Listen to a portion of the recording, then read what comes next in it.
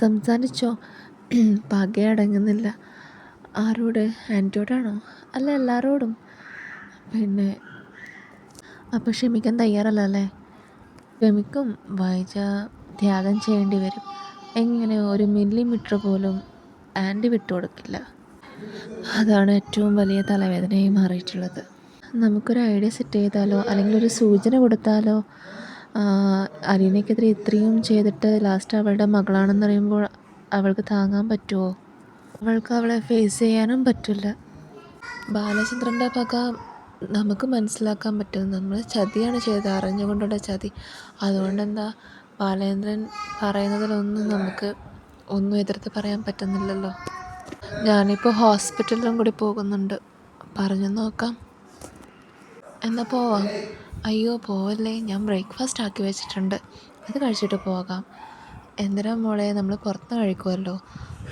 ഇനി കഴിച്ചില്ലെങ്കിലാണ് എനിക്ക് സങ്കടം വരുന്നത്. അപ്പോൾ ബാലേന്ദ്രനും കൂടെ വരുന്നുണ്ട്. ബാലേന്ദ്രനും എല്ലാവരും കൂടി കഴിക്കാം. ഇനി ഗംഗേട്ടന് പോകാനുള്ള ടാക്സി ഏർപ്പെടുത്താമെന്നൊക്കെ പറയുന്നുണ്ട്. ബാലേന്ദ്രൻ എവിടെയാണ്? ഞാൻ ഹോസ്പിറ്റലിലോട്ടാന്ന് പറയുന്നുണ്ട്. എന്നാൽ എനിക്കും ഹോസ്പിറ്റലിലോട്ട് തന്നെ പോകണമെന്ന് പറയുന്നുണ്ട്. അങ്ങനെ അവിടുന്ന് യാത്ര പറഞ്ഞു പോവുകയാണ് ചെയ്യുന്നത്. അങ്കിളൊരു സംഭവമല്ലേ? പുള്ളിക്കാരൻ വന്നതുകൊണ്ടല്ലേ എല്ലാം ഒന്ന് ലെവലായത്. അത് ശരിയാ. എന്നെ അവിടെ തട്ടിക്കൊണ്ട് പോയിട്ട് കൊല്ലാനാണോ മനുവേട്ട? അതൊക്കെ വിടുക, അതൊക്കെ കഴിഞ്ഞില്ലേ. പിന്നെ ഹോസ്പിറ്റലിൽ പോയോന്നൊക്കെ ചോദിക്കുന്നുണ്ട്. അപ്പം അലിൻ്റെ പറയണ്ട, ഞാൻ ഒരു ദിവസം പോയിട്ടുണ്ടായിരുന്നു, അവിടെ നിൽക്കണ്ടെന്ന് പറഞ്ഞപ്പോൾ ഞാൻ ഇങ്ങോട്ടേക്ക് വന്നു എന്നൊക്കെ പറയുന്നുണ്ട്. സ്വന്തം മകളോടാണ് ആൻറ്റി ഇങ്ങനെ ചെയ്യുന്നത് അറിയുന്നില്ലല്ലോ. അതുകൊണ്ട് തന്നെ എനിക്കിപ്പോൾ മാഡം എന്ത് പറഞ്ഞാലും എനിക്കൊന്നും തോന്നുന്നില്ല. ഈ മാഡം എന്നുള്ള സല്യൂട്ടേഷനൊന്നും ഒഴിവാക്കും. അത് കേൾക്കുമ്പോൾ എന്തോ പോലെ അങ്ങനെയൊക്കെ വിളിക്കണമെന്നുണ്ട്. പിന്നെ അറിയാത്ത കുറേ ആൾക്കാരുടെ മുന്നിൽ അങ്ങനെ വിളിച്ചു പോയാലോ എന്ന് വിചാരിച്ചിട്ടാണ് ഞാൻ അങ്ങനെ വിളിക്കാത്തത്. ആൻറ്റിയുടെ വെറുപ്പിനും വിദ്വേഷത്തിനും അലീനയ്ക്ക് വിഷമം തോന്നുന്നത് ഇപ്പോൾ എന്താണെന്ന് ഞാൻ പറയട്ടെ. അതൊക്കെ അറിയുന്ന 4 പേര് ചുറ്റുമുള്ളത് കൊണ്ട്. അതുതന്നെ നമ്മളറിയുകയും ശരിക്കും മനസ്സിലാക്കിയിരുന്ന ഒരാളുണ്ടെങ്കിൽ എന്തൊരു സന്തോഷമല്ലേ. അച്ഛനാദ്യം അറിഞ്ഞപ്പോൾ എനിക്ക് എന്തൊരു പേടിയും വെപ്രാളമായിരുന്നെന്നറിയോ. എവിടുന്ന് എനിക്ക് നിൽക്കണ്ടെന്ന് തോന്നി, എവിടെയെങ്കിലും ഓടി പോയാലോ എന്ന് തോന്നിപ്പോയി. പക്ഷേ അച്ഛനെന്നെ മനസ്സിലായി. അത് കാരണം ഞാനിവിടെ പിടിച്ചു നിന്നു. പിന്നെ കൃഷ്ണമോൾ അറിഞ്ഞു. പക്ഷേ ഇതുവരെ ഇവളെന്നോട് പറഞ്ഞില്ല കേട്ടോ. കള്ളി. അപ്പം അറിഞ്ഞിരുന്നു അല്ലേ? പിന്നെ അല്ലാതെ നിൻ്റെ അമിതമായ സ്നേഹമൊക്കെ കാണുമ്പോൾ എനിക്കങ്ങനെ തോന്നി. അച്ഛൻ പറയണ്ടെന്ന് പറഞ്ഞിട്ട് ഞാൻ പിന്നെ പറയാഞ്ഞേ. ചേച്ചി എന്താ പിന്നെ എന്നോട് പറയാത്തേ? എന്നെയും ഇവൾ കുറേ പൊട്ടനാക്കിയിട്ടുണ്ട്. സ്നേഹനികേതനത്തിൽ നിന്ന് വരുന്നത് തൊട്ട് ഇതുവരെ.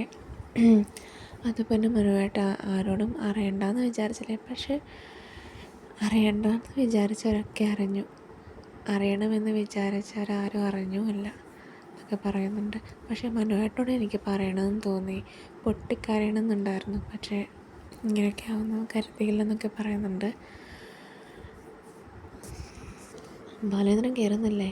ഇല്ല, ഞാനിവിടെ വരുന്നതേ ഹോസ്പിറ്റലിൽ എന്തെങ്കിലും ബില്ല് എന്തെങ്കിലും ഉണ്ടെങ്കിൽ അടയ്ക്കാനോ അല്ലെങ്കിൽ ഹോസ്പിറ്റൽ സംബന്ധിച്ച കാര്യം ചെയ്തു കൊടുക്കാനോ, അല്ലാതെ കാപ്പേട്ടം നിറച്ച ആ ഒരു സ്ത്രീയെ കാണാൻ വേണ്ടിയിട്ടല്ല എന്നൊക്കെ പറയുന്നുണ്ട്. അത് കേട്ട് ഒന്നും പറയാൻ പറ്റാത്തൊരവസ്ഥ തന്നെയാണ്. എന്നാൽ ഞാൻ പോയി കണ്ടിട്ട് വരാം. അതാ നല്ലതെന്നൊക്കെ പറഞ്ഞ് അകത്തേക്ക് പോകുന്നുണ്ട്. വൈച്ചോട് ഓരോ കാര്യങ്ങൾ സംസാരിക്കും. നിനക്ക് വൈകിയെങ്കിലും ഞാനൊരു കാര്യം പറയാം. അപ്പം വായിച്ച പറയുന്നുണ്ട്, ഞാൻ അലീനയെ തട്ടിക്കൊണ്ട് പോയി ഞാൻ ആരെയും ഏൽപ്പിച്ചിട്ടില്ല. അത് രാജീവനും, ഞാനില്ലെങ്കിൽ രാജീവനും ശിവനും ഇപ്പം ജയിലിലാവേണ്ടതാണ്. ഞാൻ കാരണം ആരും ജയിലിലാവേണ്ടെന്നൊക്കെ പറയുന്നുണ്ട്. എന്നിട്ട് എൻ്റെ വീട്ടിൽ അലീന നിൽക്കണമെന്ന് ആരാ പറഞ്ഞതെന്നൊക്കെ പറയുന്നുണ്ട്. അപ്പോൾ പിന്നെ അവിടെ ബാലേന്ദ്രൻ്റെ സ്വന്തം മകൾ പിന്നെ എവിടെയാണ് നിൽക്കേണ്ടതെന്നൊക്കെ ചോദിക്കുന്നുണ്ട്. ആദ്യം ഭാര്യയും മക്കളുമാണ് വേണ്ടത്, പിന്നെയാണ് വ്യഭിചരിച്ചവർ, അങ്ങനെ എന്തോ പറയുന്നുണ്ട്. അത് കഴിഞ്ഞ് ഗംഗാധരൻ വൈജയുടെ തൊട്ടടുത്ത് വന്ന് പറയുന്നുണ്ട്, അപ്പോൾ ആഗ്രയിൽ തെരുവിലിറങ്ങി നീ ഇതാണോ ചെയ്തതെന്നൊക്കെ ചോദിക്കണ്ട. അപ്പോൾ ഒക്കെ വൈജിക്കൊന്നും പറയാൻ പറ്റാത്ത അവസ്ഥയായി. ഗംഗേട്ടൻ എന്തിനാ എപ്പോഴും ആഗ്രയെക്കുറിച്ച് സംസാരിക്കുന്നത്? അത് 23 വർഷം മുന്നേ ഉള്ള കാര്യമല്ലേ.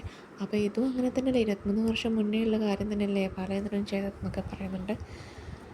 അപ്പോൾ അത് ഗംഗേട്ടനറിയോ ബാലേന്ദ്രൻ അലീനയെ കൊണ്ടുവരാൻ വേണ്ടി എന്തൊക്കെ നാടകങ്ങൾ കളിച്ചതെന്ന്?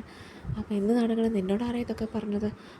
എനിക്കറിയാം, അലീനയെ കൊണ്ടുവന്ന അന്ന് തൊട്ട് മുതൽ തുടങ്ങിയതാണ്, ഞാൻ പറഞ്ഞു തരാമെന്നൊക്കെ പറയുന്നുണ്ട്.